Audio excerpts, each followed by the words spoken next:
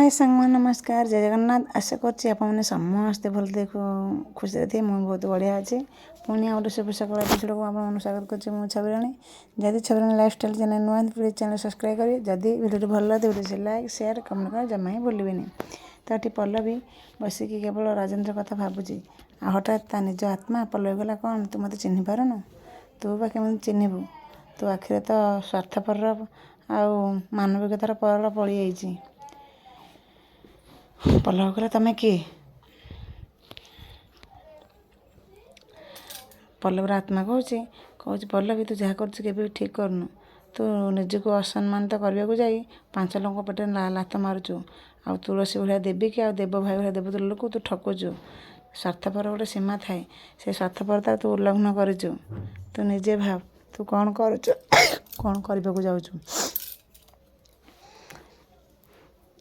तो पल्लवी को जहाँ कह मत सीधा सीधा कह मत ये बुले कहले मत किसी भल लगे तार पल्लवीर आत्मा कहे मोर बुले कह मोर अभ्यास ना तू निजे भाव निजे कौन करुचु तू राजा जो तुलसीपति तुलसी भाया भौणी देव भाया भाई तू ठकवा जाऊँ राजनीति सागर जी विरोधी जी आड़ आखिरी चाहनी तू लोक सागर हाथ मिलैचु आ तू निज ठकुन क्या ठकुचु तू कौन एक तुलसी देव भाई कहीचु ना तोर से ससास ना तू केवल मिछ कही ठकबार लगिचु पल्लवी कहे मुझे ठकुनी है ना तू ठकुचु न ठकुचु तू निजक पचार मोर तो कहे किसी दरकार ना किंतु तुलसी तू जदि आज घरे भल पेटू गंडे खाई भले बची पार्छु केवल से तुलसी ना तो जेल चारि कांथ भितर सड़ू था से तुलसी चाहिए बोली से ते जेल मुकुल आणला आ देव भाई भी तुलसी कथार पर देव भाई ते आणले ना तू आज भी से जेल चारि कांथ सड़ू था ते कहीं बासी पचार ना तू कहलु ते पर से राजेन्द्र भल पाई बाहा ता छड़ा ते कौन देखा जाइला ना पदे कथा कहला तू जेल चारि कांथ कोह पटे कांदुलु से राजेन्द्र केते तो देखा जाइला जाई नथिला ना ता तेणु भाव सी तुम तुलसी आ तो भितर पाचेरी छिड़ा कर से तो षड्यंत्र करुच्ची जमी तुलसीपति तोर अलग मनोभाव आसो ये सब राजेन्द्र ते बता शिक्षा कर तो मुंडा खाऊ तू पागली हो गलु ना तू एमती विवेकहीन काम के भी कर न था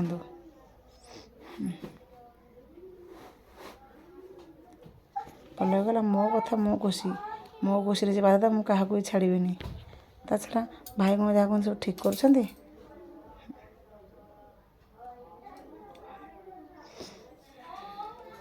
कर आत्मा कला तू देख तू यदि एमती कम घर रही करू तू आगू बहुत पछतेबू हठात आत्मा कर चलीगला पल्लवी पूरा आश्चर्य होगला हेले पल्लवी कौन राजेन्द्र सहित हाथ मिलेब तुलसी मन पुणी सन्देहर मंजी सृष्टि कर ना आउ कि तो देखा आगू कौन हो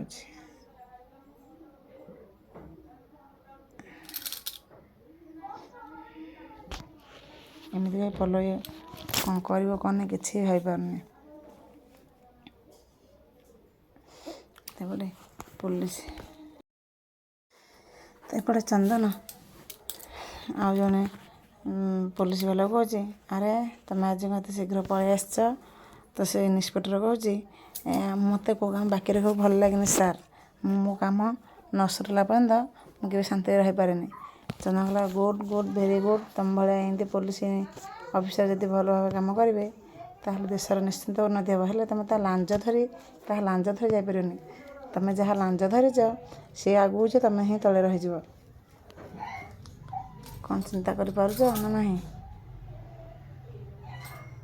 ता छड़ा यदि उपरी मार न मिलला ताले पुलिस चाकरी कर लाभ कौन तापर से आर पुलिस वाला कहूँ ये सब दुर्गा बाबू निजे खाऊना कि मत भी खुआना चंदन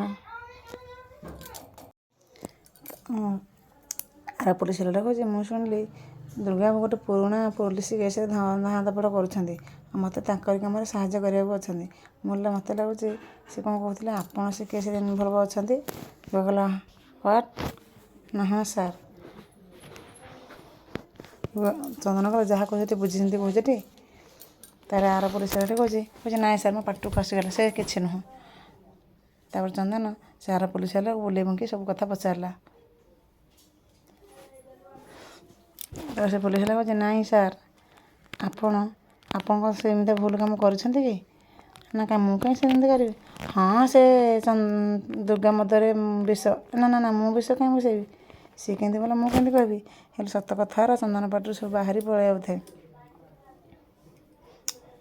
ତାପରେ ଚନ୍ଦନ କହିଲା କୁହ କ'ଣ ହେଇଛି କୁହ। ଚନ୍ଦନ ଯେତେ ପଚାରୁଛି ଆର ପୋଲିସରେ ଜମାରୁ ପାଟିରୁ ଯେତେବେଳେ ଖସେ ସେ ଆଉ କହିବାକୁ ସାହସ କରୁନଥାଏ।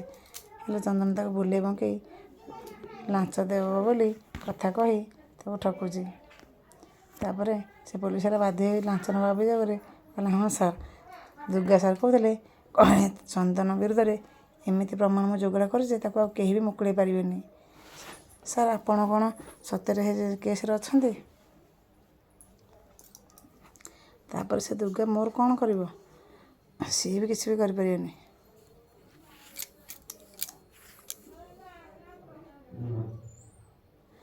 ଚନ୍ଦନ କହିଲା ଆଚ୍ଛା ସେ ଖାଲି ସେତିକି କହୁଥିଲା ନା ଆଉ କିଛି କହୁଥିଲା? ଆର ପୋଲିସ ହେଲେ କହିଲା ନା ଏତିକି ହିଁ ମୁଁ ଖାଲି ଶୁଣିଥିଲି, ଆଉ କିଛି ଶୁଣିନି ସାର୍।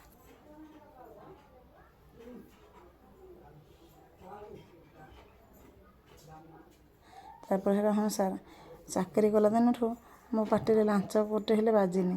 ଯେତିକି ଇନକମ୍ କରୁଛି ସେତିକି ଘର ଚଳିବାକୁ ନିଅଣ୍ଟ। ଚନ୍ଦନ କହିଲା ତୁମେ କେବେ ବି ଚିନ୍ତା କରନା, ଆଜିଠୁ ତୁମ ଦରମା ପଇସାରେ କେବେ ବି ହାତ ବାଜିବ ନାହିଁ। ସେସବୁ ଦାୟିତ୍ୱ ମୋର। ତୁମ ପେଟକୁ କେମିତି ଉପରିଯିବ କ'ଣ ହେବ ମୁଁ ସବୁ କଥା ବୁଝିବି। ତାପରେ ଆର ପୋଲିସଟା କହୁଛି ସାର୍ ମୁଁ ଆଜିଠୁ ଆପଣଙ୍କ ପଟେ ରହିବି। ନା ନା ନା ନା ତୁ ସେ ଦୁର୍ଗା ପଟେ ରହ। ସେ ମୋ ବିରୁଦ୍ଧରେ କ'ଣ କହୁଛି ନ କହୁଛି ସବୁ ମୋତେ ଆସିକି ତୁ ଜଣେଇବୁ ହେଲା।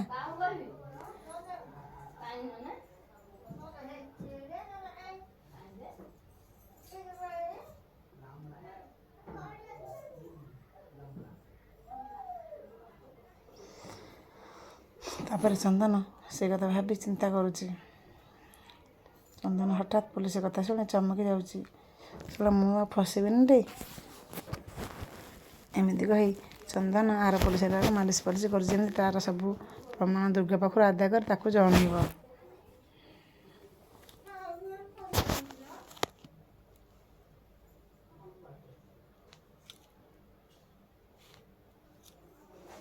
ଚନ୍ଦନ କହିଲା ଦୁର୍ଗା ପାଖରେ କ'ଣ ପ୍ରମାଣ ଅଛି? ସେ ପ୍ରମାଣଟି କିଏ ସେ? ମନେ ମନେ ଏସବୁ କଥା ଭାବୁଛି। ତାପରେ ଲେନାର ବଡ଼ ଭାଉଜ ଆସି ଜୀବନ ବୋଉକୁ କହୁଛି ମା ତୁମେ ଏତେ ଅତ୍ୟାଚାର କାହିଁକି ସହୁଛ? ସେ ଦିବାକର ତୁମକୁ ଧମକେଇକି ବାର କଥା କହୁଛି, ତୁମେ ତାରି ଭୁଲରେ ପଡ଼ୁଛ, ତାପରେ କିଛି ଆକ୍ସନ୍ ନେଉନ? କୁହ କ'ଣ ହେଇଛି? ତାଛଡ଼ା ଲେନା ସିଏ ତୁମ ଦିନ ଦ୍ୱିପହରେ ତୁମ ବେକରୁ ସୁନା ମାଳି କାଢ଼ି ବିକା ଭଙ୍ଗା କରି ଖାଉଛନ୍ତି। ତୁମେ କିଛି ବୋଧେ ପାଟି କରୁନ କି ବାପାଙ୍କୁ ବି ଜଣାଉନ। ତୁମେ ଯଦି ତୁମକୁ ସେ ମେଣ୍ଟାଲି ଟର୍ଚର୍ କରୁଛନ୍ତି ତୁମେ ଯାଇକି ପୋଲିସରେ କେସ୍ କାହିଁ କରୁନ? ତାପରେ ଲିନାର ବଡ଼ ଭାଉଜ କହୁଛି ତୁମେ ଏସବୁ ବିଷୟରେ ଜୀବନକୁ ବାପାକୁ ନିହାତି କହିବା ଦରକାର। ସେ ଏମିତି ତୁମ ଘରେ ଅତ୍ୟାଚାର କରିଚାଲିଛି ତୁମେ କିଛି ବି କହିପାରୁନ। ତାପରେ ତା ଶାଶୁ ମା ଜୀବନର ବୋଉ ଠିକ୍ କହୁଛି ଦେଖ ବୋହୂ, ଦିବାକର ଏ ଘର ପରିସ୍ଥିତି ଟିକେ ଚିଡ଼ଚିଡ଼ା ହେଇଯାଇଛି। ତା ଛଡ଼ା ସେ ତ ଏ ଘରର ଜ୍ୱାଇଁ, ଆଉ ତାକୁ କିଛି କ'ଣ କହିହେବ? ତାପରେ ତା ବୋହୂ କହୁଛି ମା ଏମିତି ଅତ୍ୟାଚାର ସହି ସେ କେତେ ଦିନ ସହିବ? ସେ ଘର ଜ୍ୱାଇଁ, ପୁଅ ତ ନୁହେଁ ନା। ତାଛଡ଼ା ଆମେ ତାକୁ ଆଶ୍ରୟ ଦେଇଛେ ରହିବା ପାଇଁ। ତାପରେ ଲେନା କହିଲା ଭାଉଜ ଆମର ଶହେ ଛଡ଼ା ଆଉ କ'ଣ ଉପାୟ ଅଛି? ଆମେ ଯଦି ଏସବୁ ଭାଇକି ବାପାକୁ କହିବୁ ସେ ଆମକୁ ଜୀବନରୁ ମାରିଦେବ ବୋଲି ଧମକ ଦେଇଛି।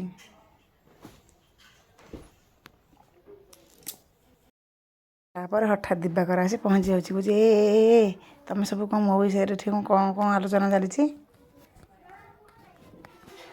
ତାର ହଠାତ୍ ଦିବାକର ସମସ୍ତେ ଚାହିଁକି ରହିଲେ। ତା ଦିବାକର ତମକୁ ପରା ସମସ୍ତଙ୍କୁ ବାର ମନା କରିଛି ତୁମେ ପୋଲିସରେ କିଛି କହିବୁନି। ମୁଁ ଜ୍ୟୋତିକି ମାରିଛି ବୋଲି ତୁମେ ଆଗରେ କହିସାରିଲଣି। ହେଲେ ସେମାନଙ୍କର ଦିବାକର ପାଟିରୁ ଆପେ ଆପେ ସତ କଥା ବାହାରି ପଡ଼ିଲା ତା ଶାଳ ଭାଉଜାଙ୍କ ଆଗରେ। ହେଲେ ଏବେ ଜ୍ୟୋତିର ଯାହା ବି ଜାଣିଗଲା ଦିବାକର ହିଁ ଜ୍ୟୋତିକି ମାରିଛି ବୋଲି। ତାପରେ ତା ଭାଉଜ କହିଲା ହେ ଭଗବାନ ତୁମେ ତାହେଲେ ଜ୍ୟୋତିକି ମାରିଛ? ଲିନାକୁ ଧମକି ତୁ ତାହେଲେ କହିଛୁ ନା ମୁଁ ମାରିଛି ବୋଲି? ଲିନା କହିଲା ଆମେ କେହି ବି କିଛି କରୁନୁ, ତୁମେ ସାଙ୍ଗେ ସାଙ୍ଗେ ଭାଉଜ ଆଗରେ ତୁମ ପାଟିରୁ ନିଜେ ହିଁ କହିଲ, ଆମେ କାହିଁକି ତୁମ ବିରୁଦ୍ଧରେ କହିବୁ? ତା ଦିବାକର ଟିକେ ହୋସକୁ ଆସିଲା।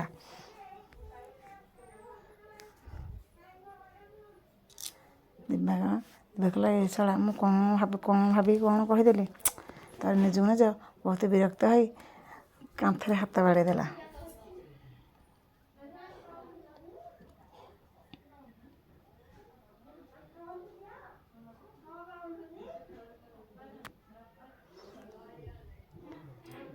ତାପରେ ଜ୍ୟୋତିର ବଡ଼ଜା ମନ ଦୁଃଖ କରି ଲିନା ପାଖକୁ ଆସିଲା।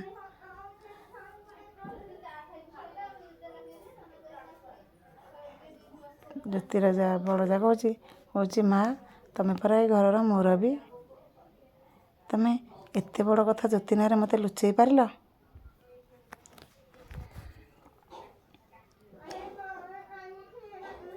ସମସ୍ତଙ୍କ ମୁହଁ ଆପେ ଆପେ ତଳକୁ ନଇଁଗଲା। ତାପରେ ଲିନାର ଭାଉଜ କହିଲା, ଲିନା, ତମେ ବି ତାହେଲେ ମୋତେ କହିପାରିଥାନ୍ତ, ଏଭଳିଆ ଶୈତାନକୁ ଘରେ ରଖି ତମେ ଆ କଥାରେ ହଁ ନାଁରେ ହଁ ମିଶାଇ ଚାଲିଛ। ମୁଁ ଏବେ ଯାଇ ପୋଲିସକୁ ଫୋନ୍ କରିବି। ମୁଁ ହିଁ ଆ ବିରୁଦ୍ଧରେ ପୋଲିସରେ ସବୁ ସତ କଥା କହିଦେବି। ତାପରେ ତା ଶାଶୁ କହିଲା, ନାଇଁ ମା, ତୁ ସେମିତି କିଛି କରନା, ସେମିତି କଲେ ମୋ ଝିଅର ଭବିଷ୍ୟତ ନଷ୍ଟ ହେଇଯିବ। ମା, ଜ୍ୟୋତି ବିରୁଦ୍ଧରେ ଆପଣ ବହୁତ ଅନ୍ୟାୟ କରିସାରିଲେଣି, ଆଉ ଆପଣ ଏମିତି ଅନ୍ୟାୟ କରୁଛନ୍ତି, ଆପଣଙ୍କୁ ଭଗବାନ ବି ହେଲେ ସହିବେନି।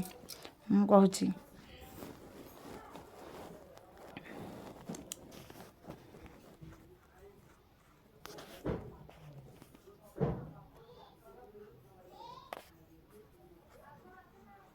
ତାପରେ ତା ବଡ଼ ଭାଉଜ ଗଲା ପୋଲିସକୁ ଫୋନ୍ କରି, ହେଲେ ଦିବାକର ତା ହାତକୁ ଜୋରଜବରଦସ୍ତି ଧରିକି ରହିଲା।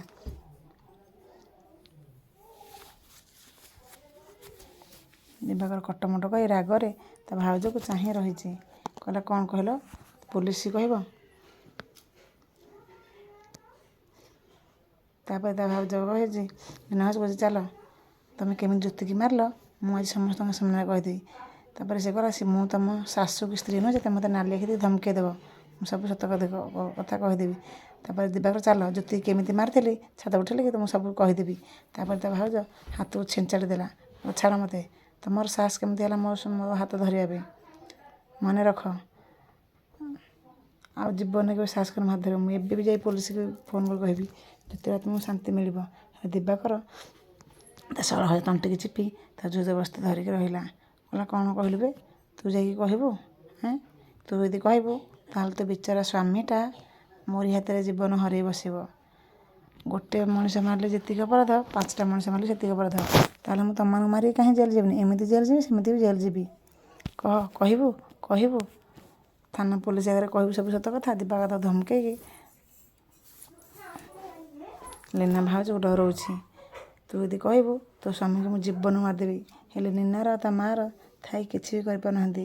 ହେଲେ ଲିନା ଭାଉଜ କହିଲା, ନା, ମୁଁ ପୋଲିସକୁ କିଛି କହିବିନି, ତେଣୁ ମୋ ସ୍ୱାମୀର କିଛି କ୍ଷତି କରିବନି। ପ୍ଲିଜ୍, ମୁଁ ତୁମକୁ ହାତ ଗୋଡ଼ ଧରି ନେହୁରା ହେଉଛି। ମୋ ସ୍ୱାମୀ କିଛି ବି କହିବନି, ମୁଁ କିଛି ବି ପୋଲିସ ଆଗରେ କହିବିନି। ତାପରେ କହିଲା, ଯାହା ହଉ, ବାଟକୁ ତାପରେ ଆସିଲା।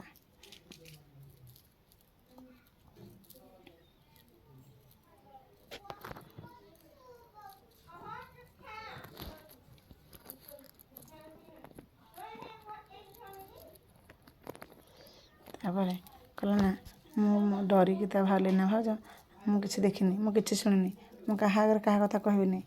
ମୁଁ ଏମିତି କାନ୍ଦି କାନ୍ଦି ରୁମ୍କୁ ଚାଲି ଯାଉଛି। କହିଲା, ବାଃ, ଏମିତିଆ କଥା ନା ଆଉ। ଆଚ୍ଛା, ସ୍ତ୍ରୀ ଆଉ ଶାଶୁ ମା। ତାପରେ ଲିନାକୁ ଜାକି ପୁଣି ଆଉଥରେ ଡରେଇଲା। କହିଲା, ଚାଲ ବେ, ତାକୁ ବୁଝେଇବା ତ ତୋର, କହିକି ତାକୁ ପେଲି ଦେଲା।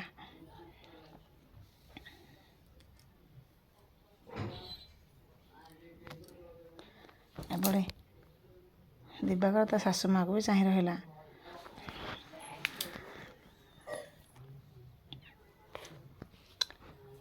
ତାପରେ ଦିବାକର, ତମେ କାହିଁ ଛିଡ଼ା ହେଲ? ତମେ ବି ଚାଲ ଏଠୁ, ଚାଲ। ହେଲେ ଦିବାକର ବିଷୟରେ ସମସ୍ତେ ଜାଣି ଶୁଣିବି କେହି ବୋଧେ ପାଟି ଫିଟେଇବାକୁ ସାହସ କରୁନାହାନ୍ତି। ଦିବାକର କ'ଣ ସବୁଦିନ ଏମିତି ସମସ୍ତଙ୍କୁ ଡରି ମରି ରଖିବ, ନା ତା ବିରୁଦ୍ଧରେ କିଛି ବି ଆକ୍ସନ୍ ନିଆଯିବ? ତ ଚାଲ ଦେଖିବା ଆଗକୁ କ'ଣ ହେଉଛି। ତ ସାଙ୍ଗମାନେ ଏଠି ବାସନ୍ତୀ ଏପଟ ସେପଟ ହେଉଛି। ତା ବାସନ୍ତୀ କହୁଛି, ରାଜମାବୁ, ମୋତେ କ'ଣ ଦେଖିନ? ଢମ ଢମ ଆଖିରେ କ'ଣ ଟିକେ ରହୁଛ? ରାଜମାବୁ, ମୁଁ ଦେଖୁଛି ତ VIP ଚାଲିକି ରହୁଛି, ତତେ ବି ଦେଖୁଛି। ତୁ ଯେ ଏପଟ ସେପଟ ଏ ଘର କାମ ସବୁ କିଏ କରିବ? ବାସନ୍ତୀ କହିଲା, ତମ ଘର ତମ କାମ କରିବ, ତା ଛଡ଼ା ମୋ ଭାଇର ବାହାଘର ମୁଁ ଯିବି। ରାଜମାବୁ କହିଲା, ତୋ ଭାଇର ବାହାଘର? ତୋର ତ କେହି ନଥିଲେ ବୋଲି ତୁ ମୋତେ କହୁଥିଲୁ, ପୁଣି ତୋ ଭାଇ କୁଆଡ଼ୁ ଆସିଲା? ବାସନ୍ତୀ କହିଲା, ଖାଲି ମୋ ନିଜର ଭାଇ ଥିଲେ କାମ ହେବ, ମୋର ତ ପୁଣି ଆଉ କିଏ କୁଆଡ଼େ ଥିବେ ନା ନାହିଁ। ମୋ ଧରମ ଭାଇ ଘରକୁ ମୁଁ ଯିବି। ତା ଛଡ଼ା ମୁଁ ଯାଇଥିଲି ମାର୍କେଟ, ସେ ବାପ ପୁଅ ଆସିଥିଲେ ବାହାଘର ସାମାନ କିଣିବାକୁ। ସେ ମୋତେ ଅନୁରୋଧ କରି କହିଲେ ବାହାରକୁ ଆସିବା ପାଇଁ। ତାପରେ ବାସନ୍ତୀ କହିଲା ସେ ବାପ ପୁଅ ମୋ ଗୋଡ଼ ହାତ ଧରି ମୋତେ କ୍ଷମା କଲେ, କହିଲେ ନାନୀ ତୁ ଆମ ବାହାରକୁ ଯେମିତି ହେଲେ ଆସିବୁ। ତା ଛଡ଼ା ସେଥିରେ ବହୁତ ଗୁଣି ମାଗିଲାଣି, ମୁଁ ନ ଯିବି କେମିତି? ମୋର କିଛି କାମ ନାହିଁ, ଖାଲି ତମରି ଘରେ ରହିକି ତମର ବାସନ କୁସନ ମାଜିବି, ତମ ରୋଷେଇବାସ କାମ କରିବି, ତମ ଘର କାମ ତମେ କରିବ। ରାଜମା କହିଲେ ତୁ ବାହାରକୁ ଯାଇଛୁ ବୋଲି ରାଜେନ୍ଦ୍ରକୁ କହିଛୁ ଟି? ନା ହଁ ସମୟ ସୁବିଧା ମିଳିଲେ କହିଦେବି। ରାଜମା କହିଲା ତୁ ରାଜେନ୍ଦ୍ରକୁ କହିନୁ, ତାକୁ ନ ଜଣେଇ ଯିବାକୁ ବାହାରିଛୁ କେମିତି? ତା ଛଡ଼ା ତମେ ତ ଘରର ମାଲିକାଣୀ। ବାସନ୍ତୀ କହିଲା ତମେ ତ ଘର ମାଲିକାଣୀ, ତମକୁ ତ ମୁଁ ଜଣେଇଲି, ତାଙ୍କୁ ଜଣେଇବା କ'ଣ ଦରକାର? ସେଇ ଦାୟିତ୍ୱ ବାସନ୍ତୀ ଧମକ କଲା, ସେଇ ଦାୟିତ୍ୱ ତମର। ତାପରେ ବାସନ୍ତୀ କହିଲା ତମକୁ ଯଦି କାମ କରିତେ ବାଧା ଲାଗୁଛି ରାଜୁ ବାବୁକୁ ଆଉ ଗୋଟେ ବାହା କରିଦେଉନ। ଏମିତି ଆମ ରାଜୁ ବାବୁ ବେଶୀକୁ ବୟସ ହେଇଯାଇଛି ଯେ ସେସବୁ ଘର କାମ କରିବ। ମୁଁ ତ କିଛି ନାକା କଥା କହୁନି, ତମକୁ କେତେ ବାଧି ହେଉଛି କ'ଣ ପାଇଁ? ରାଜମା କହିଲେ ବାସନ୍ତୀ ତୁ କେତେବେଳେ ଭଲ କଥା ଚିନ୍ତା କରୁଛୁ, ଆଜି ଚିନ୍ତା କରିବୁ। ବାସନ୍ତୀ କହିଲା ହଁ ମୁଁ ତ ସତ କଥା କହିଲେ ସଡ଼ୁଗଣ୍ଡି ଫାଟୁଛି ଆଉ। ରାଜମା କହିଲା ତୁ ଏ ଘରର କେବଳ ଅମଙ୍ଗଳ ଚିନ୍ତା କରୁଛୁ, ଘର ଭାଙ୍ଗିବାକୁ ଚେଷ୍ଟା କରୁଛୁ, ଆଉ ତା ଛଡ଼ା ତୁ କେତେବେଳେ ଭଲ ଚିନ୍ତା ଆଜି ଚାହିଁବୁ। ବାସନ୍ତୀ କହିଲା ହଁ ହେଲେ ହେରା ନହେଲା, ଯଦି ନ କରିବ ତମେ ତମର କାମ କର, ମୋତେ କାହିଁ କହୁଛ? ହଁ ଆଉ ଗୋଟେ କଥା ମୋତେ ଟଙ୍କା 10,000 ଦେବ। 10,000 ଦେଲେ ମୁଁ ମୋ ଭାଇ ବାହାରକୁ ଯିବି। ରାଜା କହିଲା ମୁଁ ଗୋଟେ କାଣି କେଉଁଠି ଦେବିନି, 10 ଟଙ୍କା 10 ପଇସା ବି ଦେବିନି। ବାସନ୍ତୀ କହିଲା ମୁଁ ତାହେଲେ ବାହାରକୁ କେମିତି ଯିବି? ରାଜା କହିଲା ଯାଉନୁ ତୋ ବାବୁକୁ ମାଗିବୁ। ତାପରେ ବାସନ୍ତୀ ତମେ ତ ଏ ଘର ମାଲିକାଣୀ, ତମ ହାତରେ ପଇସା। ତାପରେ ବାସନ୍ତୀ କହିଲା ଦବନି, ତମେ ଯେମିତି ଦେବ କେହି ଦେବେନି, ତମେ 3 ଥର ଦେବ, ବୁଝିଲ?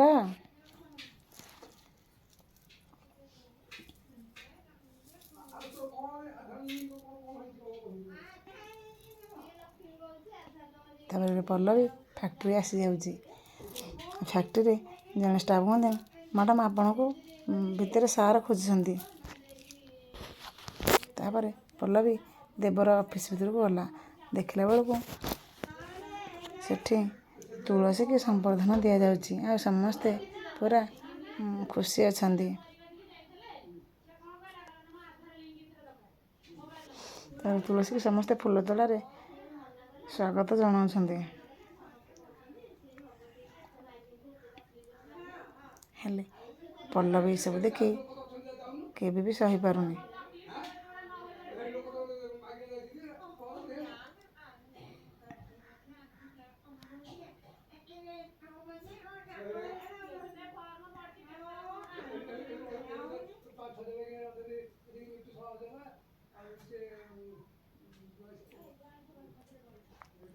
ତାପରେ ପଲ୍ଲବୀକି ଦେଖି ତୁଳସୀ ଦେବ ହଠାତ୍ ଚାହିଁକି ରହିଲେ।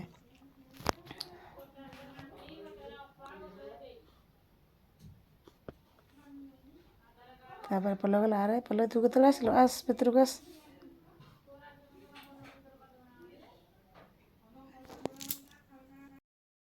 ତାପରେ ଦେବ କହିଲା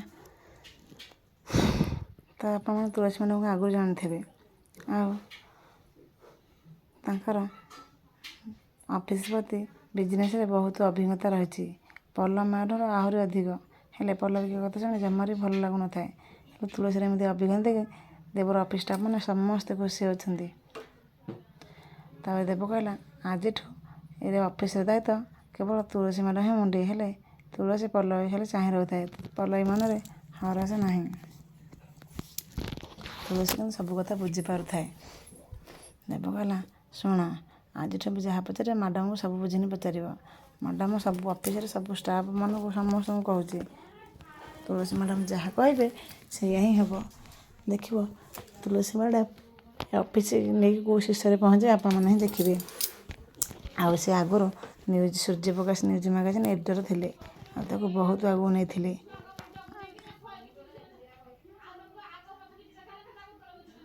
ମୋର ବିଶ୍ୱାସ ସିଏ ହିଁ ଏ କାମ ଠିକ୍ ସେ ତୁଲେଇ ପାରିବେ। ହେଲେ ପଲ୍ଲବୀ କି ତେବେ ତୁଳସୀ ବିଷୟରେ ଏତେ କଥା କହିଲେ ପଲ୍ଲବୀ ଏସବୁ କଥା କେବେ ଭଲ ଲାଗୁନଥାଏ।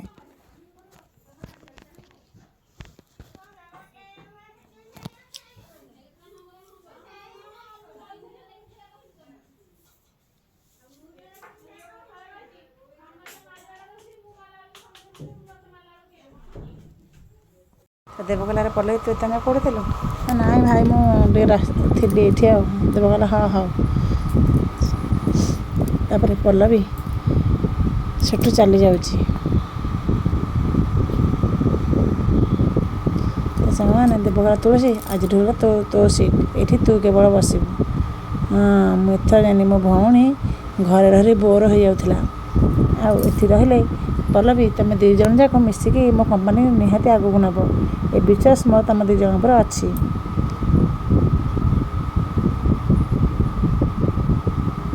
ତୁଳସୀ କହିଲା ନା ଭାଇ, ଏଥିରେ ଆମେ ଦୁଇ ଜଣ ଯାକ ସାମିଲ ହେଇକି ତୁମ କମ୍ପାନୀ ଆଗକୁ ଉଠେଇବୁ।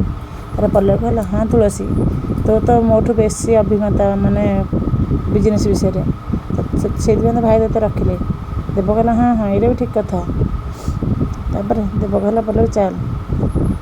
ଏଠି ତୁଳସୀ ପାଖକୁ ହଠାତ୍ ଗୋଟେ ଫୋନ୍ ଆସିଲା। ତୁଳସୀ କହିଲା ହ୍ୟାଲୋ କିଏ? ହଁ ମୁଁ ଶୁଭମ ଇଣ୍ଡଷ୍ଟ୍ରିରୁ କହୁଛି। ତାପରେ ରାଜେନ୍ଦ୍ର ଆସିକି ଦେଖେ ତ ଅମର ଛିଡ଼ା ହେଇଛି। ଆରେ ତମେ ତ ଆମ ଘର ଗୋଟେ କେବେଠୁ ଭୁଲି ଯାଇଥିଲ, ଆଉ ଆଜି ହଠାତ୍ ଆସିକି ପହଞ୍ଚିଲ ଯେ? ଅମର କହିଲା ହେଲେ ମୁଁ ତ ନ ଆସିଲା ଭଳି ଏମିତି କିଛି କାମ କରିନି ଯେ ମୁଁ ଆପଣଙ୍କ ଘରକୁ ଆସିବିନି ବୋଲି। ଆଜି ହଠାତ୍ କାମ ପଡ଼ିଲା ମୁଁ ଆସିଗଲି। ଆପଣ ଏତେ ବୁଲେଇ ବଙ୍କେଇ ମୋତେ କଥା କାହିଁ କହୁଛନ୍ତି? ତାପରେ ରାଜେନ୍ଦ୍ର କହିଲା ତମକୁ କ'ଣ ତୁଳସୀ ଏଠିକି ପଠେଇଛି ନା କ'ଣ? ଅମର କହିଲା ନା ମୋତେ ତୁଳସୀ କାହିଁ ପଠେଇବ, ମୋ ପରିବାରରେ ସେ କିଛି ମୁଣ୍ଡ ଖେଳାଏନି। ତାପରେ ସେ ରାଜେନ୍ଦ୍ର କହିଲା ମନେ ରଖ, ଯଦି ତୁଳସୀ ବାବଦରେ କିଛି କହିବାକୁ ଆସିଥାଅ ତାହେଲେ ଭୁଲ ଭାବୁଥାଅ। ରାଜେନ୍ଦ୍ର କହିଲା ହଁ ମୁଁ ଜାଣିଛି, କାରଣ ତମ ରିଲେସନ୍ ମୋତେ ଭଲ ଭାବେ ଜଣା। ତା ଛଡ଼ା ତୁଳସୀ ପଠେଇନି ବୋଲି ତାହେଲେ ତମେ ତାହେଲେ ଆସିଛ କେଉଁ କାମରେ କିନା? ଅମର ରାଜେନ୍ଦ୍ର କଥା ଶୁଣି ହସୁଛି।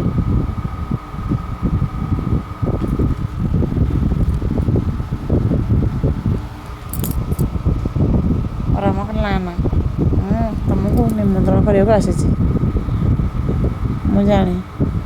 ଆଉ ଆପଣ ଯିବେ କି ନ ଯିବେ ମୁଁ ତ କିଛି କହିପାରିବିନି, ହେଲେ ମୁଁ ମୋ ବିବେକ ଦୃଷ୍ଟିରୁ ଆପଣଙ୍କୁ ଡାକିବାକୁ ଆସିଲି। ଆଜି କାମ ପଡ଼ିଲା ମୁଁ ସେଇଥିପାଇଁ ଆସିଲି। ତାପରେ ରାଜେନ୍ଦ୍ର ସାଙ୍ଗ ବିବେକ କରେ ଅମର ବାବୁ ନମସ୍କାର। ତାପରେ ଅମର କହିଲା ହଉ ସମସ୍ତେ ତ ଏଠି ଅଛନ୍ତି, ତାହେଲେ ମୁଁ ଏକା ସାଙ୍ଗେ ସମସ୍ତଙ୍କୁ କହିଦେଉଛି ମୋର ଗୋଟେ ପୁଅଟେ ହେଇଛି। ତାପରେ ବିବେକ କହିଲା କ'ଣ ତୁମେ ବାପା ହେଇଗଲ? ଅମର କହିଲା କାହିଁ କ'ଣ ବାପା ହେବିନି, କ'ଣ ଡାଉଟ୍ ଥିଲା ନା ସମସ୍ତଙ୍କର? ତାପରେ ସମସ୍ତେ ହସାହସି ହେଲେ। ରାଜମା ଆସି ପାଇଲେ। ଅମର କହିଲା ମା ନମସ୍କାର କରୁଛି। ତାପରେ ଅମର କହିଲା ମୁଁ ଟିକେ କାମରେ ବ୍ୟସ୍ତ ରହିଯାଉଥିଲି ତ, ସେଥିପାଇଁ ଟିକେ ତମ ଘରକୁ ଆସିପାରୁନି, ତମ ଦେହ ପା ଭଲ ଅଛି ତ? କହିଲେ ହଁ। ଅମର କହିଲା ମୋର ଗୋଟେ ପୁଅଟେ ହେଇଛି। ରାଜମା କହିଲେ କ'ଣ ପୁଅ ହେଇଛି? ହଉ ଆସ ବସ। ତାପରେ ରାଜମା ଖୁସିରେ ଅମରକୁ ନେଇ ବସେଇ ଦେଉଛନ୍ତି। ଅମର କହୁଛି ମା ମୁଁ ଜାଣିନି ଆପଣ ଯିବେ କି ନାହିଁ, ହେଲେ ଆପଣ ମୋ ପୁଅକୁ ଟିକେ ଆଶୀର୍ବାଦ କଲେ ଭଲ ହୁଅନ୍ତା। ଆଉ ମୋ ପୁଅର 21 ତାରିଖରେ ପଡ଼ିବ। ତାପରେ ରାଜମା କହିଲେ ଦେଖ ଅମର, ମୁଁ ତ ବୁଢ଼ୀ ହେଇଗଲିଣି, ମୋର ବି ବୟସ ହେଇଗଲାଣି, ମୁଁ କୁଆଡ଼େ ଯିବା ଆସିବା କରିପାରୁନି। ମୁଁ ଏଇଠି ଥାଇ ତୁମ ପୁଅକୁ ଆଶୀର୍ବାଦ କରିବି, ତା'ର ଶୁଭକାମନା କରିବି, ସେ ବଡ଼ ହୋଇ ତୁମ ନାଁ ରଖୁ, ଯଶବାନା ଉଡ଼ଉ, ଏତିକି ମୁଁ ଆଶୀର୍ବାଦ କରିପାରିବି। ଆଉ ରାଜେନ୍ଦ୍ର ବାବୁ ଅମର କହିଲା ସିଏ ତ ମନା କଲେ, ଆଉ ତମେ ଯିବ ନା ନାହିଁ? ତାପରେ ରାଜେନ୍ଦ୍ର କହିଲା ଖାଲି ମୋତେ ଡାକିଛ ନା ସେଠି ତା ତୁଳସୀ କି ବି ନିମନ୍ତ୍ରଣ ହେଇଛି? ନା ହଁ ମୁଁ ତ ସମସ୍ତଙ୍କୁ ନିମନ୍ତ୍ରଣ କରିଛି। ତାପରେ ରାଜେନ୍ଦ୍ର କହିଲା ଆଚ୍ଛା ତମକୁ ସତ କହିଲେ ତମକୁ ତୁଳସୀ ଟିକେ ବାଧ୍ୟ କରି ପଠେଇନି ତ ମୋତେ ଡାକିବା ପାଇଁ? ତାପରେ ଅମର କହିଲେ ଦେଖନ୍ତୁ ରାଜେନ୍ଦ୍ର ବାବୁ, ତୁଳସୀ ମୋ ଘର କଥାରେ କେବେ ମୁଣ୍ଡ ପୁରାଏନି, ତାଛଡ଼ା ସିଏ ମୋତେ କାହିଁକି କହିବ ଏଠିକି ଆସିବା ପାଇଁ? ମୁଁ କାହାକୁ ଡାକିଲି ନ ଡାକିଲି ସିଏ କେମିତି ଜାଣିବ? ଯାହାକୁ ଉଚିତ ମନେ ତାକୁ ଡାକିଲି, କାରଣ ସବୁ କଥା ତାଙ୍କୁ ତୁଳସୀ ଡାକି ପଚାରିବିନି। ରାମ କହିଲା ମୁଁ ସମସ୍ତଙ୍କୁ ରିକ୍ୱେଷ୍ଟ କରୁଛି ଆପଣମାନେ ସମସ୍ତେ ଆସିଲେ ମୁଁ ଟିକେ ବହୁତ ଖୁସି ହେବି। ତ ରାମ କହିଲା ମୁଁ ଥରେ ଆସୁଛି, ମୋର ଗୁଡ଼ାଏ କାର୍ଡ଼ ଦେବାକୁ ପୁଣି ବାକି ଅଛି।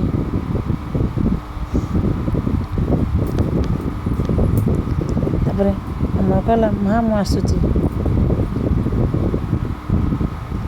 ତାପରେ ରାଜମା ଚାଲିଗଲେ।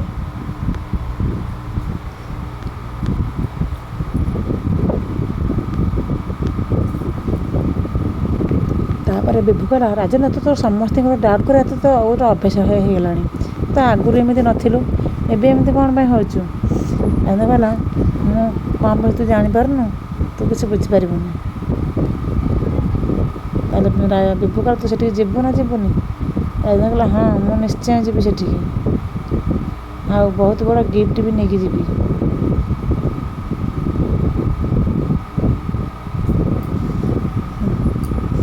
ବିଭୁ କହିଲା ଯାହା ତୁ ତ ଗିଫ୍ଟ ମୁଁ ଆଉ କାହିଁ ନେବି, ଆଉ ସେଇଥିରେ ମୋ ନାଁ ଟିକେ ଲେଖିଦେବୁ ଛୋଟ ଅକ୍ଷରରେ, ଆଉ ମୋ ନାଁ ଏମିତି ହେଇଯିବ ଆଉ।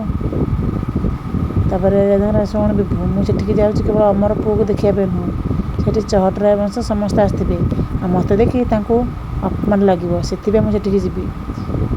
ମୁଁ ନ ଗଲେ ଚାରା ଅଛି, ମୁଁ ଜାଣି ଜାଣି ଯିବି, ମୁଁ ଜାଣେ ସେମାନେ ସମସ୍ତେ ତାଙ୍କ ଅପମାନ ତାଙ୍କୁ ଖାଉ, 5 ଲୋକ ତାଙ୍କୁ ହିଁ କିଛି କୁହନ୍ତୁ। ତାପରେ ଅନିମା ପାଖକୁ ଚନ୍ଦନ ଆସିଯାଉଛି, ନିଅ ମେଡ଼ିସିନ ଡକ୍ଟର ଦେଇଛନ୍ତି ତୁମେ ଖାଇବ। ଅନିମା କହିଲା ସେଇଠି ରଖ, ମୁଁ ସେ ମେଡ଼ିସିନ ଖାଇପାରିବିନି। ଚନ୍ଦନ କହିଲା ମୁଁ ତୁମ ପାଇଁ ଆଣିଛି, ତୁମେ ତ ଯାହା ଔଷଧ ତୁମେ ଡକ୍ଟରକୁ ଫୋନ୍ କରି ବୁଝିଦେବ। ଅନିମା କହିଲା ମୁଁ ତ ସେ ମେଡ଼ିସିନ ଖାଇବିନି ବୋଲି, ସେ ମେଡ଼ିସିନ ସେମିତି ଥୁଆ ହେଇଥିବ, ମୁଁ ଜମାରୁ ବି ଖାଇବିନି। ଚନ୍ଦନ କ'ଣ ମୁଁ ମେଡ଼ିସିନ ନେଇକି ତୁମେ ଖାଇବନି?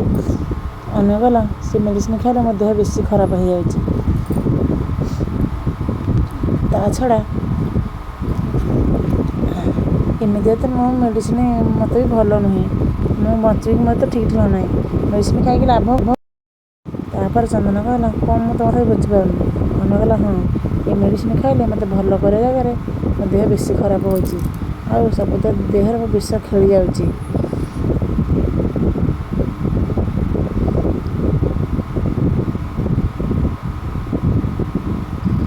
ଚନ୍ଦନ କହିଲା ଆଚ୍ଛା ତୁମ ମୁଣ୍ଡ ଦୋଷ ଅଛି ନା କ'ଣ? ତୁମେ କ'ଣ ଏମିତି ସେମିତି କଥାବାର୍ତ୍ତା କରୁଛ, ତୁମର କ'ଣ ହେଇଛି ମୁଁ ତ କିଛି ବୁଝିପାରୁନି।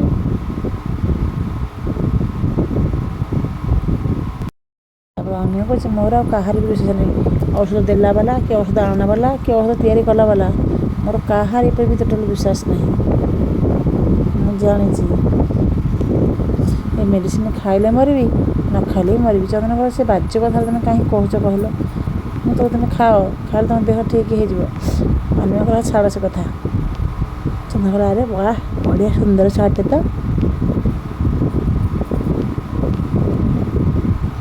ଚନ୍ଦନ କହିଲା ବହୁତ ବଢ଼ିଆ ଲାଗୁଛି ସାର୍ଟଟା, ତୁମେ ଆଣିଛ? ଅନିମା କହିଲା ହଁ ମୁଁ ଆଣିଛି। ଚନ୍ଦନ କହିଲା ତୁମେ ଶାଢ଼ୀ ପିନ୍ଧିଲେ ବହୁତ ସୁନ୍ଦର ଦେଖାଯିବ, ଭଲଟେ ପିନ୍ଧିକି ଆସିଲ। ଅନିମା କହିଲା ଏଇ ସୁନ୍ଦରତା ତୁମେ ମୋତେ ସହିପାରିଲନି। ଅନିମା କହିଲା ନାଇଁ। ଚନ୍ଦନ କହିଲା ମାନେ ନାଇଁ ତୁମେ କିଛି ବୁଝିପାରିବନି, ଏ ଶାଢ଼ୀଟା ମୁଁ ମୋ ପାଇଁ ଆଣିନି, ମୁଁ ପୁଷ୍ପା ପାଇଁ ଆଣିଛି। ଚନ୍ଦନ କହିଲା କାହା ପାଇଁ?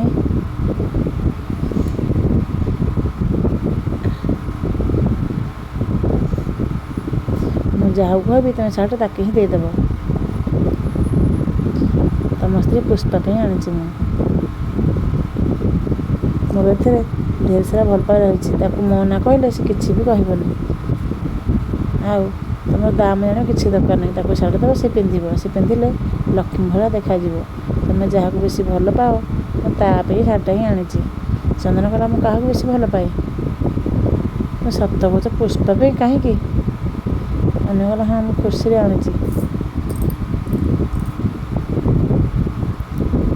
ଅନିମା କହିଲା ହଁ ଚନ୍ଦନ ମୁଁ କେମିତି ଜିଦୁ ଖୋରା ସ୍ତ୍ରୀ ଲୋକ ତୁମେ ଏହା ଜାଣିଥାଅ, ହେଲେ ଯାହାକୁ ଥରେ ଭଲ ପାଇଯାଏ ମୋ ଜୀବନଟା ଦେଇଦିଏ, ଆଉ ମୁଁ ଭାବିଲି ୟାକୁ ପୁଷ୍ପାକୁ ଦେଇଯିବି, ଆଉ ତୁମେ ମଲାବେଳେ ତ ଟିକେ ହେଲେ ମନେ ରଖିବ ତାକୁ ଯେତିକି ଦୁଃଖ କଷ୍ଟ ମୁଁ ଦେଇଛି ମୋ ଜୀବନ ସେ କେବେ ଭୁଲି ପାରିବନି।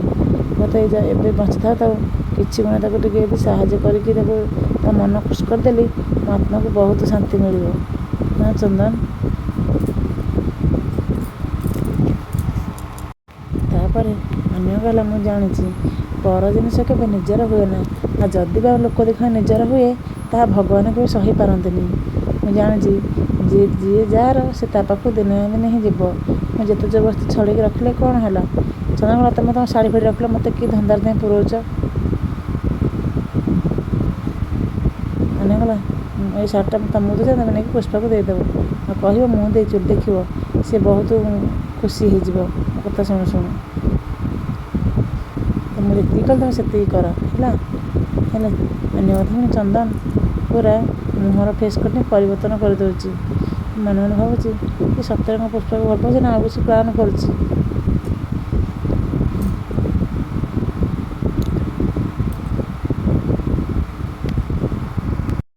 ତାପରେ ଅନ୍ୟ କହିଲା ତମେ ଯଦି ପୁଷ୍ପାକୁ ଶାଢ଼ୀ ଦେଇ କହିବ ଦେଲେ କହିବ ମୁଁ ମଲା ବେଳକୁ ଶେଷଥର ମୋତେ ଦେଖିଦେଇକି ଯିବ।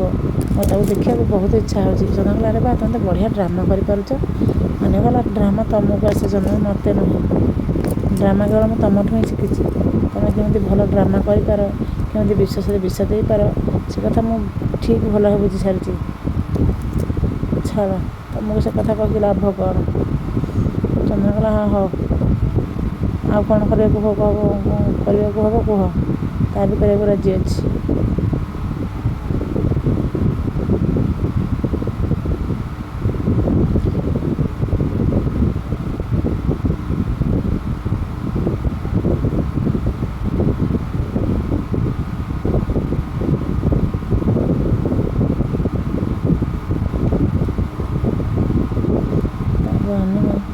ସେ ମେଡ଼ିସିନ କି ଦେଖିଲା, ଆଉ ଦେଖିକି କହିଲା ଯେଉଁ ମେଡ଼ିସିନ ଖାଇ ମୁଁ ଆଜି ଏତେ ଅବସ୍ଥା ଭୋଗ କରୁଛି, ତମେ ମେଡ଼ିସିନ ଦେଲେ ମୋର ବିଶ୍ୱାସ ଅଛି ଏଥିରେ ବିଷ ନ ମିଶିଥିବ ବୋଲି ମାନେ କ'ଣ?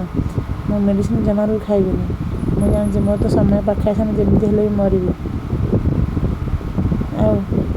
ଆହୁରି ବିଷ ଫଳ ଖାଇକି କାହିଁକି ମୁଁ ନିଜ ଦେହକୁ ନିଜେ କଷ୍ଟ ଦେବି? ଅନିମା ରାଗରେ ସେ ମେଡ଼ିସିନକୁ ଫୋପାଡ଼ି ଦେଲା।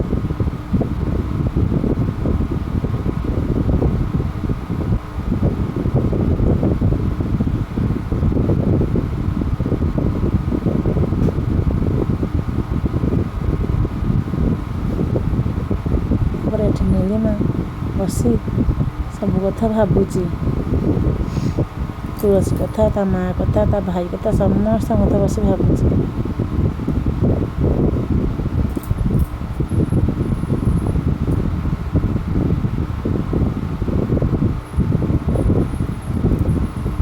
ତାପରେ ସେ ଗାଁରେ ହଠାତ୍ ଜଣେ ବୁଢ଼ା ଲୋକ ତା ପୁଅକୁ ଆଣିକି କହିଲା ଆରେ ମା ତୁ ବାହାଟରେ କାହିଁକି ବସିଛୁ? ତୁ ଯାଉନୁ ଖାଇବୁ, ଚାଲେ, ମୁଁ ତୋ ପାଇଁ ଖାଇବା ବାଢ଼ି ସାରିଲିଣି। ତାପରେ ନୀଳିମା ଆସି କହିଲା ନାଇଁ ମଉସା, ମୋର ଖାଇବାକୁ ଜମାର ବି ଇଚ୍ଛା ନାହିଁ। ତମେ ଯାଅ ଖାଇବ, ମୁଁ ପଛେ ଖାଇବି, ଆଉ ପୁଅକୁ ଦେଇଦିଅ। ତାପରେ ସେ ବୁଢ଼ା ମଉସା ଜଣ କହୁଛନ୍ତି ଆରେ ମା ତୁ ଏଠି ଏକୁଟିଆ ତୋତେ ଭଲ ଲାଗୁଛି, ତୁ ଯାଉନୁ ଟିକେ ସହର ଆଡ଼େ ବୁଲିକି ପଳେଇ ଆସିବୁ। ନୀଳିମା କହିଲା ନା ମୁଁ ଏଇଠି ଠିକ୍ ଅଛି, ଭଲରେ ମଧ୍ୟ ଅଛି, ମୁଁ ସେଠିକି ଯିବିନି। ସେ ତାଙ୍କ ଗାଁ ଲୋକ ବୁଢ଼ା ଜଣକ କହିଲେ ମୋତେ ଏଠି ରହିକି କରିବୁ କ'ଣ? ନୀଳିମା କହିଲା କିଛି ନାହିଁ, ମୋତେ ଏଇଠି ହିଁ ଭଲ ଲାଗୁଛି, ମୁଁ ଗାଁକୁ ଯିବାକୁ ଚାହୁଁନି, ତ ମୋତେ କାହିଁ ବାଧ୍ୟ କରୁଛ? ନୀଳିମା କହିଲା ଏଇଠି ଯେତେ ଦିନ ରହିବି ଦଧି ମୌନ କରି ଦିନଟା କାଟିଦେବି, ମୋର କିଛି ବି ଅସୁବିଧା ହେବନି। ତମେ ଯାଅ, ମୋ ଛୁଆକୁ ନେଇକି ମୋ ପୁଅକୁ ନେଇକି ପଛରେ ଯାଉଛି, ତମେ ଯାଅ। ତାପରେ ସେ ଲୋକ ଚାଲିଗଲେ। ନୀଳିମା କହିଲା ତା ପୁଅକୁ ବାବା ତତେ ଭୋକ ଲାଗିଲାଣି, ଖାଇବୁ, ଚାଲ ମୁଁ ତତେ ଖୁଆଇଦେବି। ଚନ୍ଦନ ଗୋଟେ କଥା ବସି ଭାବୁଛି, ଏପଟ ସେପଟ ହେଉଛି, ଆଉ ହଠାତ୍ ଦେଖି ପୁଷ୍ପାକୁ ଡରି ଯାଉଛି। ସେମାନେ କହିଲା କେତେ କହିଲି ତମେ ମୋ ସାମ୍ନାକୁ ଆସିବନି। ପୁଷ୍ପା କହିଲା କ'ଣ ହେଲା, ମୁଁ ତମ ସାମ୍ନାକୁ ଆସିଲି, ତମେ ମୋ ସାମ୍ନାକୁ ଚାଲି ଆସିଲ। ଟିକେ ସତ କଥା ହେରା କହୁନ, ମିଛ କଥା କାହିଁ କହୁଛ? ହେଲା କ'ଣ ମୁଁ ତମ ସାମ୍ନାକୁ ଚାଲି ଆସିଲି? ମୁଁ ତ ଏଠି ମୋର ଠିଆ ହେଇଥିଲି, ତମେ ମୋ ସାମ୍ନାକୁ ଚାଲି ଆସିଲ। ମୁଁ କାହିଁ ତମ ସାମ୍ନାକୁ ଚାଲି ଆସିବି ଯେ? ତାପରେ ଚେଷ୍ଟା ଅନିମା ଏତେ ପରିବର୍ତ୍ତନ ହେଲା କ'ଣ ପାଇଁ? ଯେଉଁ ଲୋକ ଆମେ ଚୋଟ ନେବାକୁ ଚେଷ୍ଟା କରୁଥିଲା ତା ବିଷକୁ ତମକୁ ନ ଫୋପାଡ଼ିକି ପୁରା ବିଷକୁ ନିଜ ଦେହରେ ଚାପି ହେଇଯାଉଛି କ'ଣ ପାଇଁ? ଏମିତି ରହସ୍ୟ କ'ଣ? ମୁଁ ତ କିଛି ବୁଝିପାରୁନି। ତମେ ତାକୁ ଟିକେ ଭଲ ପାଇବା, ସବୁ ଜିନିଷ ଦେବା ନେବା ମନକୁ ଭଲସେ କଥା ହେବା। କହିଲେ ହଁ ମଣିଷ ଭିତରେ ବହୁତ ଅଛି, ଯଦି ସେ ବଦଳି ବଦଳିବାକୁ ଚାହୁଁଛି ତାହେଲେ ବଦଳିବ। ତାପରେ ସିନା ପୁଷ୍ପା ତମ ଦେହ ଭଲ ଅଛି ନା କହିଲ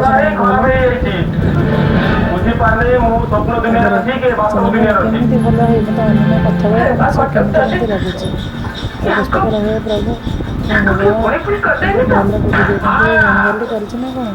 ସେମାନେ କହିଲେ ଆମେ କଣ ଜଲ୍ଦି କରିଦେଇଛୁ।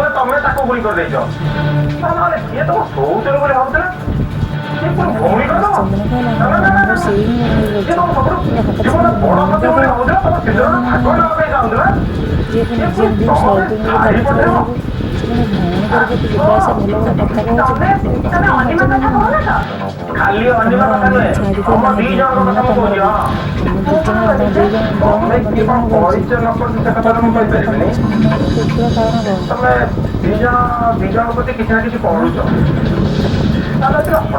କଣ? ମୋତେ କଥା ଦେଇଛୁ ଅଜବ ଅଜବ ଲାଗୁଛି। ତମେ ତା ପ୍ରଶଂସା କରୁଛ, ତା ଭଲ ମନ୍ଦ କଥା ବୁଝୁଛ, ସିଏ ତମ ପ୍ରଶଂସା କରୁଛି, ତମ ଭଲ ମନ୍ଦ କଥା ବୁଝୁଛି, ତମେ ପୁଣି ତମେ ଶାଢ଼ୀ ପଠଉଛ, ଏସବୁ ହଉଛି କଣ? ପୁଷ୍ପା କହିଲା ତମେ ମୋତେ ଏମିତି କଣ କହୁଛ ଯେ ମୁଁ କ'ଣ କଲି ଯେ? ତମେ ଦି ଜଣ ଯାକ ମିଶି ମତେ ଗୋଟେ ପରାମର୍ଶ ଦେଇକି ଚକିରେ ସେବା ଯୋଜନା କଲ। ତମେ ଏମିତି କାହିଁକି କହୁଛ କହିଲ? ମୁଁ ପୁଣି ତମକୁ ଗହମ ଭାବିବି? ସମସ୍ତେ ଆସିଲା ମୁଁ ଜାଣିନଥିଲି ତମେ ମୋତେ ତ ହେଲେ ବି ମୁହଁ କେବେ ପଶିବନି ସେ ଅନ୍ୟମାନେ ସବୁ ପ୍ରବୁଦ୍ଧି ହେଲା ତମେ ସେ ଆଚ୍ଛା ତମେ ସେ ଦେଖା ଗଲାନି। ପୁଷ୍ପା କହିଲା ହଁ ସେ ତମକୁ ଏଠି ଦେଖା କରିଗଲା। ତମେ କହିଲା ହଁ ସିଏ ଯେତେବେଳେ ଆମ ଘରେ ମୁଁ ନଥିଲି ମୁଁ ତାହେଲେ ଆସୁଛି। ପୁଷ୍ପା କହିଲା ହଁ ମୋତେ କାହିଁ ଦେଖିକି ତାଙ୍କୁ ବିକଳ ଲାଗୁଛି, ମୁଁ ବି ମଳିନ ପଡ଼ିଗଲାଣି। କ'ଣ କଥାବାର୍ତ୍ତା ଚାଲିଥିଲେଣି ସବୁ କେମିତି ବେସାହାରା ବେସାହାରା ଲାଗୁଛି। କ'ଣ ତାଙ୍କ କଥା ମୁଁ କିଛି ବୁଝିପାରୁନି।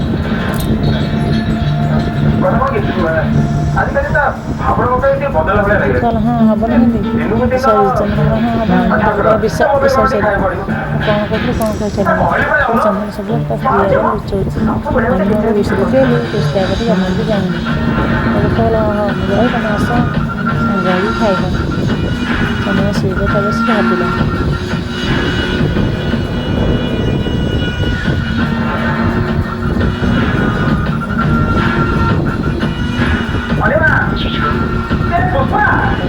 ଅନୁମାନ ପୁଷ୍ପା ହେଲେ ଅନୁକୁ ଡାକ ପକାଇଲେ ଉପରେ ଏପଟେ ପଲ୍ଲବୀ ବସିକି ତୁଳସୀକୁ ସମ୍ବୋଧନା ଅଫିସ ଦିଆହେବା କଥା ସେଇ କଥା ବସି ଭାବୁଛି ମନେ ଭାବୁଛି ଦେବଭାଇ ତା ପ୍ରତି କିଛି ଅନୁଭବ କଲେ।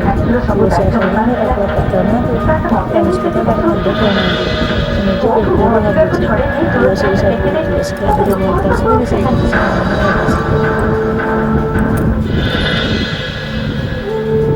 ଭାବୁଛି। ତୁଳସୀର ଶତ୍ରୁ ସାଜିବ ଘରେ ଯୋଉ ଯୋଉ କଥା ମୁଁ ଅବିଶ୍ୱାସ କରୁଥିଲି ସେସବୁ କ'ଣ ସତ ହେବାକୁ ଚାହୁଁଛି? ମୁଁ କ'ଣ ପୁଣି ସେ ସବୁ କରି ଅନାଦି ରଖିବାକୁ ଚାହୁଁଛି? ହଠାତ୍ ତୁଳସୀ ଆସି ପହଞ୍ଚି ଯାଉଛି। ପଲ୍ଲବୀ ଏଠି ରାତିରେ ଏକୁଟିଆ ବସିଛି। ତୁଳସୀ କହିଲା ପଲ୍ଲବୀ ମୋତେ ଅନ୍ଧାର ତୁଳସୀ କ'ଣ ଭାବୁଛ? ତମ ପାଇଁ ଡାଇନିଂ ଟେବୁଲ ଖାଇବା ଖାଇବ ବୋଲି ତାପରେ ତୁଳସୀ ରାତି ଅନ୍ଧାର ଭିତରେ ନିଜର ପରିଚୟ ଖୋଜିବାକୁ ଚେଷ୍ଟା କରୁଛି। ନିଜ ଭବିଷ୍ୟତଟାକୁ ପାଇବି ନା ନାହିଁ। ତୁଳସୀ କହିଲା ଆଚ୍ଛା ପଲ୍ଲବୀ ସେ ରାତି ଅନ୍ଧାରେ କ'ଣ ଖୋଜ କହିଲ? ଦିନବେଳ ହେଇଥିଲେ ସେ ମିଳିଯାଇଥିଲା ରାତିରେ କିଏ କ'ଣ ଖୋଜୁଛି ସେ କିଛି ପାଏ। ତାପରେ ଦିନର ଆଲୋକ ବେଳକୁ ମଣିଷକୁ ଧୋକା ଦେଇଦିଏ। ଦିନର ଆଲୋକ ବି ମଣିଷକୁ ବେଳେବେଳେ ଧୋକା ଦେଇଦିଏ। ସେ କ'ଣ କରେ କ'ଣ ନକରେ ସେ କିଛି ଜାଣିପାରେନି। ତୁଳସୀ ଟିକେ ମାଇଣ୍ଡ କଥାକୁ ମାଇଣ୍ଡ କଲା ପଲ୍ଲବୀ ମିଛ କ'ଣ ରଖି ଯାଉଛି। ଆଚ୍ଛା ପଲ୍ଲବୀ ଆଜି ଫ୍ୟାକ୍ଟ୍ରିରେ ଭାଇ ଯାହା କଲେ ଭାଇ ବି ଭାବିଛନ୍ତି ସମ୍ବୋଧନା ତମେ ସେଇଥିପାଇଁ ମନେ କରୁଛ କି? ପଲ୍ଲବୀ ମୁଁ ଜାଣିଛି ମୋର ତୋର ବହୁତ ଏକ୍ସପିରିଏନ୍ସ ଅଛି ମୁଁ କ'ଣ କହିବି। ଆଚ୍ଛା ତୁଳସୀ ଭାଇ କ'ଣ କହିଲେ ଯାହା ଠିକ୍ କହିଲେ ସତରେ ଏତେ ସବୁ କାମ ହେଲା ଭାଇ ମୋତେ ଟିକେ ଜଣେ ଦେଇପାରିଥାନ୍ତେ। ତୁଳସୀ କହିଲା ତମେ ବିଶ୍ୱାସ କର ପଲ୍ଲବୀ ମୁଁ ଏ ବିଷୟରେ କିଛି ବି ଜାଣିନି। ହଠାତ୍ ମୁଁ ସେଠିକି ମୁଁ ଗଲି ମାନୁଛି ମୋତେ ଏମିତି ସବୁ ସମ୍ବୋଧନ ତମଠୁ ଦିଆଗଲା। ମୋର ବିଜନେସ୍ ବିଷୟରେ ବହୁତ ପୁରୁଣା ଆଉ କିଛି ବି ପଦେ ଭଲ ଜାଣିନଥିଲି। ଏକ୍ସପିରିଏନ୍ସ ଥାଇପାରେ। ମୁଁ ସେଠି ବସିଛି ବୋଲି ଭାଇନା ମୋତେ ଅଫିସରେ ଜଏନ୍ କଲେ। ଏଇ କେଇଟା ଦିନ ମୁଁ ଭିତରେ ସେଠିକି ଗଲି ଆଉ ତମେ ମୋ ତମ ପରିବର୍ତ୍ତନ ହେଲା ଯୋଗ୍ୟତାକୁ ଏଠି ବସି ଏକୁଟିଆ ବସି ଏଭଳି ବୋର୍ ଭାବରେ ପ୍ରମାଣ ହେଇଯାଉଛି କରିଦେଇଛ ବୋଲି। ଯେ ଏଇ କଥା ଭାଇ ମତେ ସେଥିପାଇଁ ନିଜେ କହୁଥିଲେ। ଭାଇଙ୍କ କଥା ମୁଁ କାଟି ପାରିଲିନି। ଭାଇ ଯଦି ସେୟା ଭାବିଥାନ୍ତେ କହିଲେ ତାହେଲେ ହଁ ମୁଁ ତ ତୋ ମୁହଁ ଦେଖି ସବୁ କଥା ଜାଣିପାରୁଥିଲି। ତୁ ସବୁ ତମେ ତ ଭାଇଙ୍କୁ ଜାଣିପାରୁଥିଲୁ ବେଶ ମନ ଭଲ ଦୁଃଖ ଭାବରେ କାହିଁ ଜାଣିଛ। କରୁଛୁ? ତାଙ୍କ ପେଟ ଭାଇ ଭିତରେ ଏତେ କିଛି ଭୁଲ ବି ନଥାଏ। କରିଛନ୍ତି ତାଙ୍କ ସେ ତରଫରୁ ମୁଁ କେତେବେଳେ ତାଙ୍କୁ କଣ କ୍ଷମା କରନ୍ତି ମାଗୁଛି। କିଛି ଆଗପଛ ତାହେଲେ ଆମେ ଚିନ୍ତା ନ ସାଙ୍ଗ କରି ହେଇକି ଖାଇ କହିଦିଅନ୍ତି। ଶୋଇପଡ଼ିଲୁ। ଆଲୋକ କହିଲା ନା କିନ୍ତୁ ତୋ ତୁଳସୀ ହାତରେ ଫ୍ୟାକ୍ଟ୍ରି ତୁ ଦାୟିତ୍ୱ ଦେବା ଯା ମୁଁ କଥାଟା ପଛେ ଯିବି। ସେ କେହି ସାଙ୍ଗେ ମୋ ସାଙ୍ଗେ କିଛି ଅବସ୍ଥା ଚିନ୍ତା ଠିକ୍ କରିନଥିବେ ନାହିଁ। ନା। ମୋ ଭାଇ ମୋତେ ଲାଗୁଛି ଭାଇ ମତେ ବିଶ୍ୱାସ କର ଧୀରେ ଧୀରେ ଭାଇ ମୋଠୁ ମତେ ଏଇ ଦୂରେଇ ଦାୟିତ୍ୱ ଗଲେଣି। ଦେବେ ବୋଲି ମୋତେ ଆଉ ମୁଁ ବେଶୀ ଆଗରୁ ଭଲ କିଛି ବି ପାଉନାହାନ୍ତି। ଜାଣିନଥିଲି କି ମୋତେ ପ୍ରସ୍ତୁତ ବି କୌଣସି ନଥିଲି। କଥାରେ ପଚାରୁନାହାନ୍ତି। ତୁ ଆସୁ ଆସୁ ଅବଶ୍ୟ ଦେଖା ବେଳକୁ ସବୁ ଜିନିଷ ସେଇଟା ମୁଁ ପଚାରୁଛନ୍ତି। ତୁମକୁ ହିଁ ବୁଝିପାରିବି। ତୁଳସୀ ଦେଖ କହିଲା ନାଁରେ ମୁଁ କଣ ଏବେ ବି ଦେବୁ କହୁଛି ଭାଇ ତୁ ଜାଣିନୁ? ସେ ଫ୍ୟାକ୍ଟ୍ରିର ଦାୟିତ୍ୱ ନେବା ପାଇଁ ମୋର ସେ ଟିକେ ଆମ ବି ଭାଇ ଇଚ୍ଛା ନାହିଁ। ତାଙ୍କ ମନରେ ତୋ ପ୍ରତି ସ୍ନେହଟା ବହୁତ ଭରି ରହିଛି। ଯଦି ତୋର ଇଚ୍ଛା ନାହିଁ ତାହେଲେ ଭାଇ ତୁଳସୀ ତତେ ସେ କହିଲା ସେ ଦାୟିତ୍ୱ ଅଫିସ ଦେବେ ଯିବାକୁ ମୋର କେମିତି? ଜମାରୁ ଇଚ୍ଛା ମୁଁ ନାହିଁ। ସବୁବେଳେ ଘରେ ଆଲୋକ ବସି କହିଲା ବସି ତୋର ବୋର ଇଚ୍ଛା ନାହିଁ ହେଇଯାଉଛି। ତାହେଲେ ଭାଇ ତୋତେ ଦାୟିତ୍ୱ ସେଇଥିପାଇଁ ଦେଲେ ସେ ମୋ କେମିତି? ମନକୁ ମତେ ତୁଳସୀ ଏନଗେଜ କହିଲା ରଖିବା ପାଇଁ ମୁଁ ଏମିତି ସବୁ ଘରେ ବସି କରୁଛନ୍ତି। ବସି ବହୁତ ମନ ଦୁଃଖ ଦେଖ ଅଛି କଲେ ସେଥିପାଇଁ ତମେ ମାଇଣ୍ଡକୁ ଜମାରୁ ଏନଗେଜ ଏସବୁ ରହ କଥା ବୋଲି ମୁଣ୍ଡରେ ପୁରାଅନି। ମୋ ମନ ମାଇଣ୍ଡ ଫ୍ରି ରହିବ ବୋଲି ମୁଁ ମୋତେ କିନ୍ତୁ ସେଠିକି ଭାଇଙ୍କ ଛାଡ଼ିଲେ। କଥାକୁ କାଟି ପାରିବିନି ତାଛଡ଼ା ବୋଲି ମୁଁ ଆଠ ସେଠିକି ଦଶ ଦିନ ସବୁଦିନ ପାଇଁ ପର୍ଯ୍ୟନ୍ତ ମୁଁ ଯାଉନି। ସେଠି ବସିବି ଏଇ ବୋଲି 8-10 ଚିନ୍ତା ଦିନ କରିଛି। ପରେ ମନ ପରିବର୍ତ୍ତନ ଆଉ ହେଲେ ମୁଁ 8 ସେଠୁ 10 ପଳେଇ ଦିନ ଆସିବି। ପରେ ତାପରେ ମୁଁ ତମେ ଘରେ ଅଫିସ ରହିଥିବି ସମ୍ଭାଳିବ। ତାପରେ ତମେ ତମ ମୁଁ ଘରେ ଦାୟିତ୍ୱ ବସିବି। ତୁଲେଇବ। ତମେ ଛୋଟ ଛୋଟ କଥା କହିଲା ନେଇ ମନ ଆଉ ଦୁଃଖ ସେ କରନି। କଥା ହିଁ ମନ ଦୁଃଖ ଖାଲି ମନ କରନି। ଦୁଃଖ କାହିଁ କରିବି? କହିଲା କହିଲା ମନ ଦୁଃଖ କାହିଁ କରିବି? ଅବଶ୍ୟ ଭାଇଙ୍କର ଏମିତି କାମ ଦେଖି ମତେ ଟିକେ ହଉ ଖରାପ ଠିକ୍ ଲାଗିଲା। ଅଛି। ତତେ ଭାଇ ଭାଇ ତ ଯୋଗ୍ୟ ଅଫିସରେ ଭାବିଲେ ବୋଲି ଏମିତି ତତେ କିଛି ନେଇ ସେ ଥିଲା ଅଫିସରେ ଜଏନ୍ ତାହେଲେ କଲେ। ସିଏ ମତେ ଟିକେ ଆଗରୁ କହିଦେଇଥିଲେ ଭଲ ହେଇଥାନ୍ତା। ଠିକ ଅଛି ତୁଳସୀ କହିଲା ଆଚ୍ଛା ଭାଇ ଯଦି ମୁଁ ତମକୁ ଏ ସେଇ ବିଷୟରେ କଥା ବେଶୀ ଆଗରୁ ଭାବି ଜଣେଇ ନାହାନ୍ତି ବେଶୀ ଟେନସନ୍ ଆଉ ହେଇଯାଉଛି ତମକୁ ନାଇଁ। ଖରାପ ଲାଗିଛି ତାହେଲେ ଭାଇଙ୍କ ତରଫରୁ ମୁଁ କହିଲା ତମକୁ ଭାଇ କ୍ଷମା ଯଦି ମିଛ ମାଗିଦଉଛି। କହିବେ ମୁଁ ତାଙ୍କ ପାଇଁ ତମକୁ ଭାଇ କ୍ଷମା ମାଗିଦେଉଛି। ଆଲୋକ କହିଲା ଆରେ ତୁ ତମେ କାହିଁ କାହିଁକି କ୍ଷମା ମାଗୁଛ? ହସୁଛୁ? ତୁ ତାହେଲେ କାହିଁ ଟିକେ କ୍ଷମା ଭଲକି ମାଗୁଛୁ? ହସିଦିଅ ଆଉ ଖାଇବେ ତୁଳସୀ ଚାଲ କହିଲା ଚାଲ। ଚାଲ ଚାଲ ଆମେ ସାଙ୍ଗ ହେଇକି ଖାଇବା ହେଲା।